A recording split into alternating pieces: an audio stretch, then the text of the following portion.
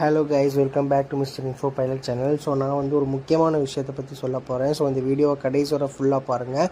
நம்ம எல்லாருக்குமே தெரியும் 16ஆம் தேதி அண்டு 17ஆம் தேதி யூஏஇயில் வந்து பயங்கரமான ஒரு மழை காரணமாக எல்லா இடத்துலையும் வந்து ஃப்ளட்டடாக இருக்குது. ஸோ அதே மாதிரி தான் துபாயில் உள்ள இன்டர்நேஷ்னல் ஏர்போர்ட்டும் வந்து ஃப்ளட் ஆயிடுச்சு.